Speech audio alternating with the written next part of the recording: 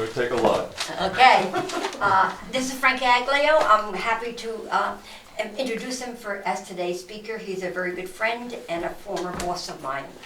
I think you'll find his program not only very informative, but also entertaining, as he's a great speaker. So now you have something to live up to.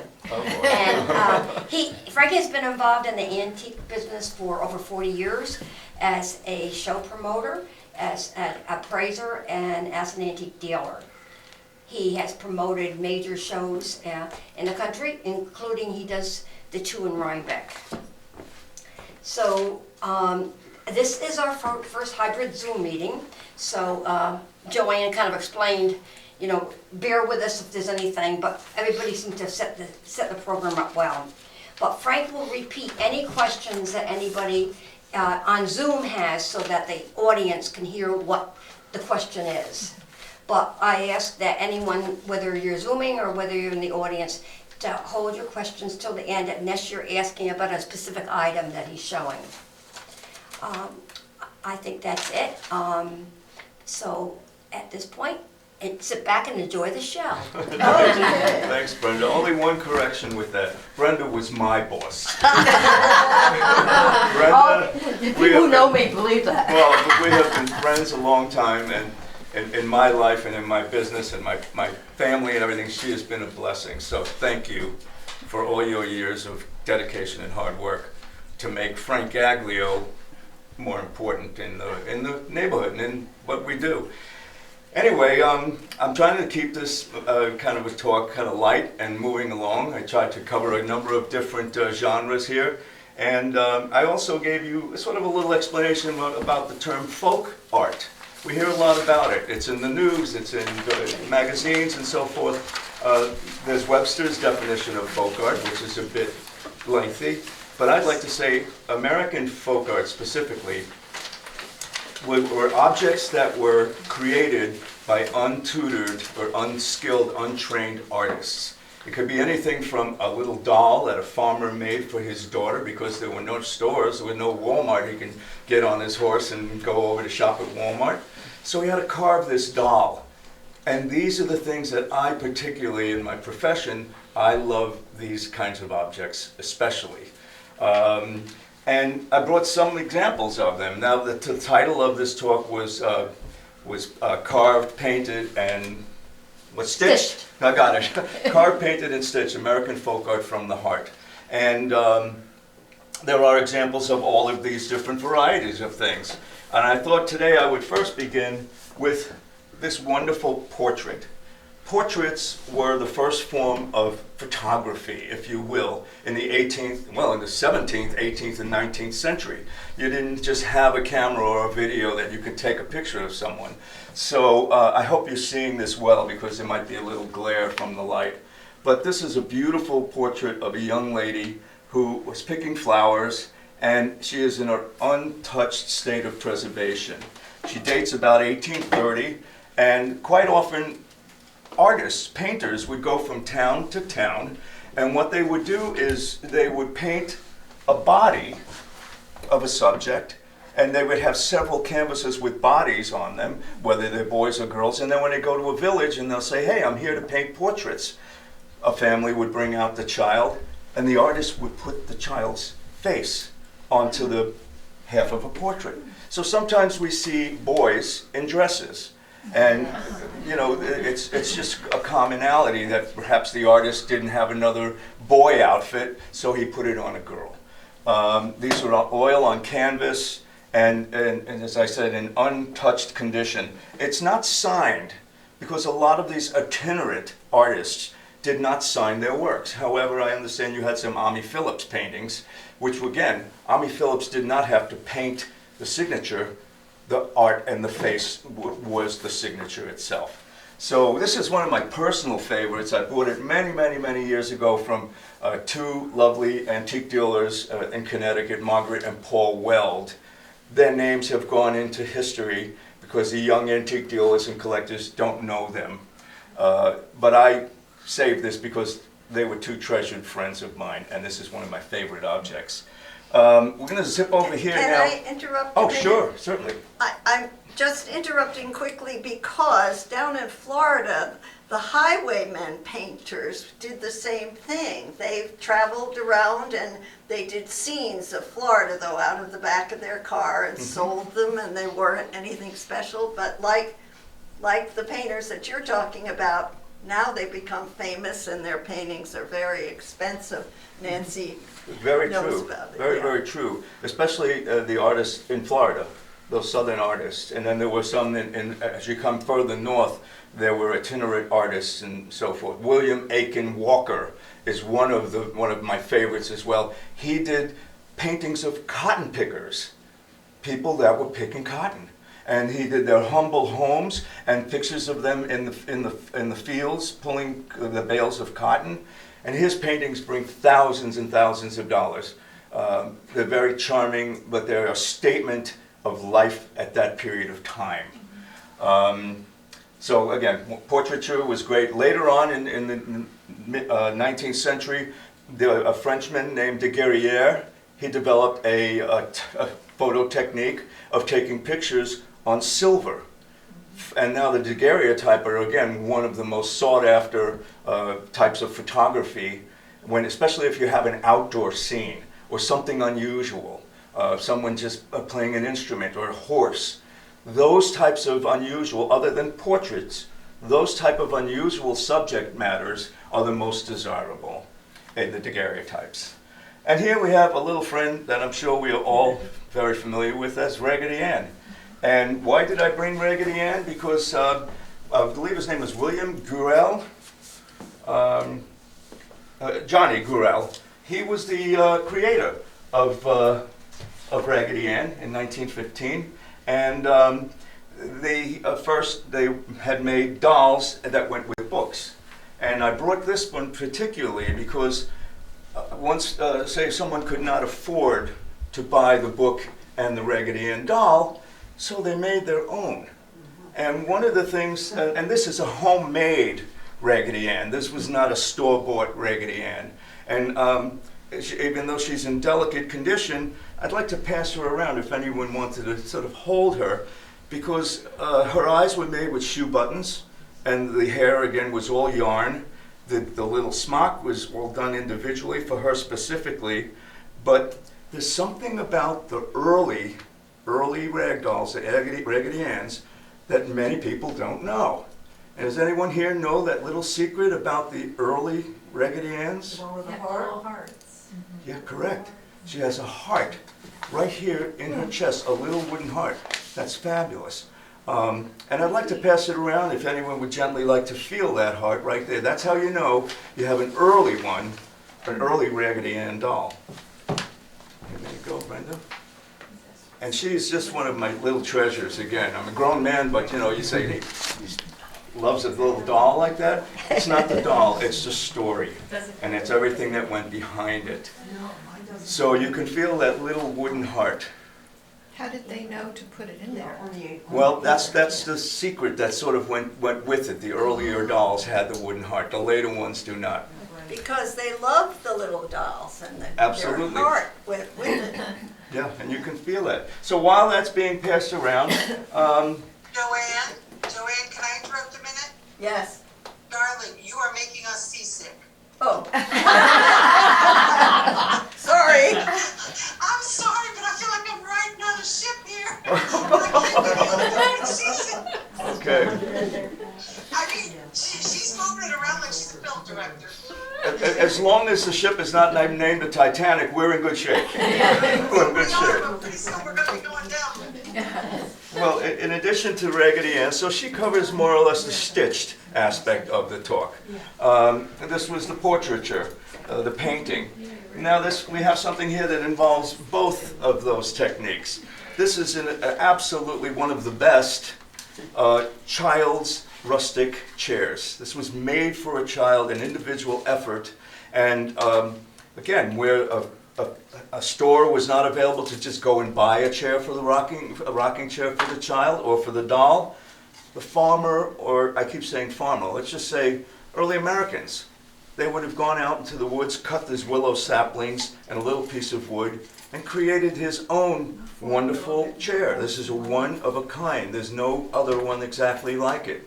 And in addition, and not only is it in perfect condition, and this was used by a child, however, it also has a carved front piece here, which again took more time and more skill. People had time on their hands, though the main parts of the day were gathering food, gathering wood, tending to the animals and so forth. But at some point in time, the child that sat in this chair was most important to the family and probably to the community. This is, again, one of my favorite things, this rustic child's chair. And this dates from around, I'd say, 1880, 1890, that vintage. We're going to zip over here to another one of my favorite areas, and quilts. The quilts would also fall into that category of the stitching part. Now, quilts were made for various different purposes, and many of you might be quilters. And the quilting bee was a gathering of ladies, probably church members, and they got together, and when they sat down, they all worked on a quilt together. So there are very few quilts that are made as a single individual, because they had the quilting bee where they'd all sit around and they would just create their own little patch, if you will.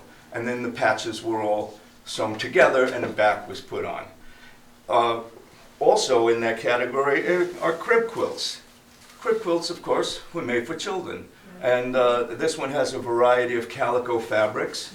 It's all hand stitched, and the back as well.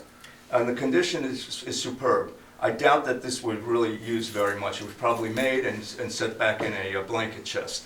But quilts are, again, a very important part of our heritage. And what I'm going to show you now is something you've probably never seen before in private hands, because most of these end up in museums. And Brenda, if I can get your help, please.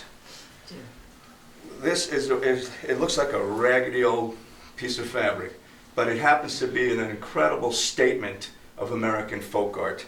And it came locally to me. So I'm thinking that this quilt had a history here in Dutchess County. Let's open it up, and disregarding any stains or anything you might see on it, this is an exceptional piece of American folk art, worthy of being in the Folk Art Museum. And what you see here are animals, people, dolls, creatures. And in the very center, you have a man holding a rifle, and another man here with a dog. Some friends of mine that have looked at this quilt in awe and said, Frank, these are black men. They're black men. And I said, well, why would a black man be having a gun? You know, when we talk about the history of slavery and so on and so forth, they said they don't know, but when you look at the back of this quilt, a lot of African American quilts were done just like this one is on the back, with pieces and parts from other pieces of fabric. But this quilt, again, the animals that are in here, some of them you say, wait a minute, there's an elephant. That would relate to being possibly something of African history. Here it is. There's an elephant right there. It's not typical in American folk art because we don't have elephants in this country. But just to hold this quilt, it's the amount of work and intent behind it is something we all have to imagine. Why was this made in this way? There's only one of these quilts available, and I ultimately will donate this quilt to a museum for further study. But this came to me in Red Hook, New York, of all places, and I've kept it ever since. It's truly an American masterpiece. And this is unusual, Frank, where the side is also a pattern for the back? Yeah, well, what it is, it's a border. It's a yeah. border, and then again, you see maybe a little water staining here. Yeah. This quilt should not be touched. This is as it was found. This is what time has done to it. And it's also given us an incredible look back at some of the things that were going on in our country at that time. one of my favorite objects. Brenda, I'm not going to let you sit Okay, yet. well, okay, right. My company that runs the antique shows is called Barnstar. So I naturally had an affiliation and an appreciation for stars. And this quilt is what we call a summer spread. It's a lightweight quilt. You can actually see through it. So you put it on the bed in the summertime, but it was equally as beautiful. It has stars and hearts, and the condition is just magnificent.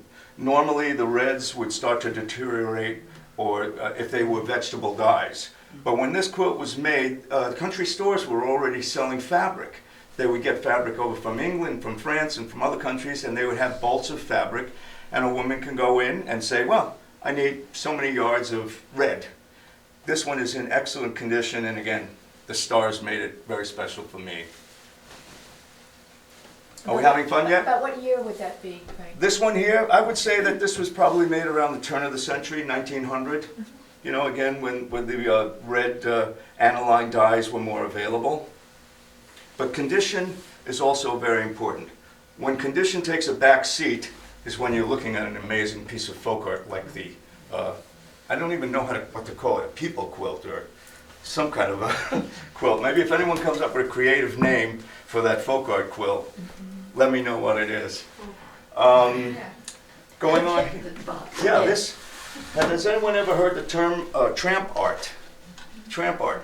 Well, there are many books that have been written on the subject of tramp art. Here's a perfect example of what they call tramp art. A lot of times, again, I like the heart image, so I try to buy pieces that have hearts on them.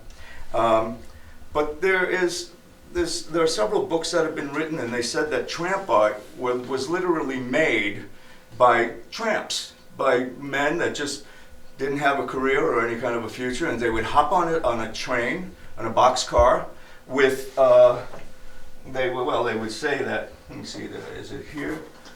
They say that tramp art was made by these gentlemen by taking cigar boxes. And they used to cut the cigar boxes because it was using mahogany, which was a soft wood. They would take the cigar boxes and create these wonderful works of art. In this case, it's a little jewelry box. I just beg to differ with that. Because if you're a tramp, pardon that expression, and you're on a train and you're going from town to town, I don't know how you're going to have a lot of time to sit there whittling all of these little pieces. In addition to that, when they finished a box or a piece, they would take it into a town, and if they needed a place to live for a month or a week, they would try to trade these objects with like an innkeeper and say, listen, I've got this beautiful box that I made on my way here. Can I stay at the hotel and can I get room and board for a week or so? And, you know, if the innkeeper had a wife or someone special, he said, well, that's a pretty nice thing. Sure, stay for the week. But what defies that tramp art mentality is the fact that these have iron hinges.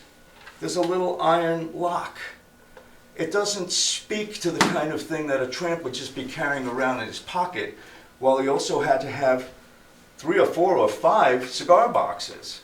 So my take on this, and I've seen a lot of tramp art that comes from Europe. I think that the tramp art tradition started in Europe, and eventually in books or in other publications of the time, they spoke about how you can make, sort of like Good Housekeeping magazine used to say, well, you can make this, or here's what you can do to create something special, even down to recipes.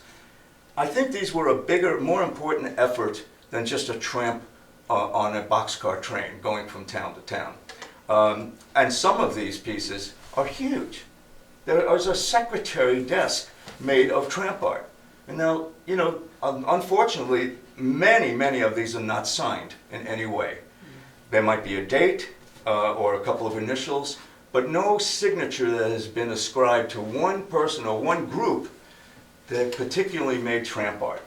This is a beautiful example. It's got the original old finish, which is another thing to discuss. The surface, it has been lacquered or varnished. I don't think a tramp's going to carry a can of varnish with him. So I think that definition needs to be really clarified, you know, for future study of tramp art. It's another very, very interesting thing, and you see the theme again with the hearts where, oh, Frank loves hearts. I do. And now this is called a watch hutch. It's a little tiny piece of wood with hearts carved all around it that was made to hold a pocket watch. Every gentleman and most ladies in the 19th century had a pocket watch. They go home, but they don't have a double calendar clock like the one I'm looking out in the back. A lot of these folks did not have a big clock. So a husband or a boyfriend or someone special carved this out of one block of wood. This is carved from one block of wood, and it's made to receive a pocket watch at the end of the day. So, you know, when your day is over, you want to have access to seeing what the time is and so forth. Someone created this wonderful little watch hutch. And the watch went in there, and you can just have a tabletop watch. At the end of the day, the next morning, you take it out, put it back in your pocket, and you're off on your day. So this is something I'd also love to pass around, because I'm going to take the watch out. You can see the intricacy in the way this has been made. It's one piece of wood that's been cut through.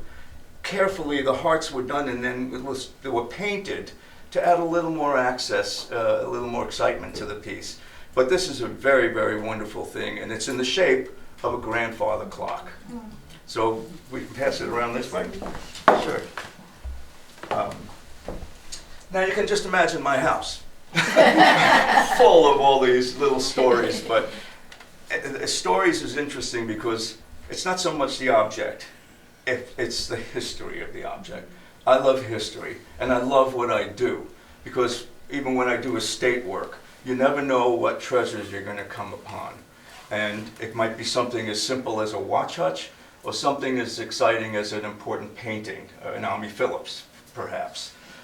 Paintings of children have really, really escalated in value, up to $1 million and more. So it's shocking because they are this type of portrait. Not this one, but and I'm going to talk now really briefly about bride's boxes. When we talk about painted in the group, this is a bride's box. The tradition started in Europe, and most of them came from Germany and Switzerland and Austria. And the people, when they came over, the Austrians and Germans that came here to America, they would bring these boxes, which basically were dowry boxes. They were used to fill up with wonderful things for the bride, or that's going to be married or engaged and so forth. And this one, and it's all hand done, they call this type of decoration rose mulling. That's what it's called. And in this one particularly, they managed to put a print on the top. Now again, in my field of thought, you have a very masculine kind of a situation here with these guys with the guns and so on and so forth, and hunting dogs. So this may have been a bride's box that went to the groom, very, very, under that same philosophy. These are made. Can I ask a question? Yes, go ahead. Is a bride's box a precursor of a hope chest? Absolutely. It's exactly correct. It's a precursor of a hope chest, and quite a bit smaller because you couldn't carry a big hope chest from Europe to the United States very easily. But these were filled with treasured objects for the betrothed. And this one is in beautiful, beautiful condition. We did have this tradition come when they come over here to live in America. The Pennsylvanians made their own versions of bride's boxes. And again, some of them bring incredible money on the market because the European ones are wonderful, but the American ones seem to have that bit more of desirability because they're quite rare. Frank, may I ask Yeah. about the joining of the wood? That is it. Oh yeah, I can point that out again. If we take that lid off, Lid off? Brenda? Okay. Take it off. Yep. Maybe you take the whole thing. Yeah. Okay, it is, yeah, I'll just pick the whole thing up. The joining of the wood. This is called, this is lap, what they call L-A-P, lap construction. And you make a very good point, which I should have pointed out as well, that there are no nails used in the construction of this box. It's all wooden pegged, all wooden pegs around the top. And to secure the two pieces of the lap together, they stitched it with a very fine a reed type of a plant, and when the reed dried out, it strengthened the box because it lost the moisture, so it made box even tighter. And that's an excellent point. You can see it right here, again, that type of sewing with the reed. Reeds were also used by the Shakers. Shakers used reeds. The Nantucket sailors, they used reeds to make Nantucket baskets and so on and so forth. And it was about using what you had available. There you go. Thank you. Yeah. So that was kind of cool. And I just showed this to Brenda. Now, this is again in the carved category. It seems like I've selected a lot of things that have a masculine aspect to them today, but indeed, that's not necessarily so. I bought this recently in a group shop up in Massachusetts. And the most interesting thing about this carving is that it started out, the piece of wood, that's one piece of wood. That piece of wood is that thick. And what happened is the carver or the creator of this plaque, he had to carve down into the wood so that he had this well, it's the opposite of replique, but you had the outside. It's a relief carving. That's Relief the word carving. Yeah. Thank you. It's exactly what it is on this grand scale, and he had to carve down to it. So it's pretty amazing when you think about it. The time and the technique that people got involved with when they were doing these kinds of objects. And now that might have been a favorite horse, or maybe a daughter, or a wife, or a son was an equestrian. Now they had a copy of the horse, and unfortunately, again, it's not signed. I'll have one more quilt to talk about, but again, in the category of carved, this is one of the most amazing things. I only know of 6 that exist, and it's a root carving. I believe it was made to hold a plant in the top there, but every one of these creatures is a different animal. From birds to owls to, this is an unusual, I don't know what it is. There's a dog, there's a rabbit. It looks like a parrot. Like a parrot. I think you're right. It does look like a parrot.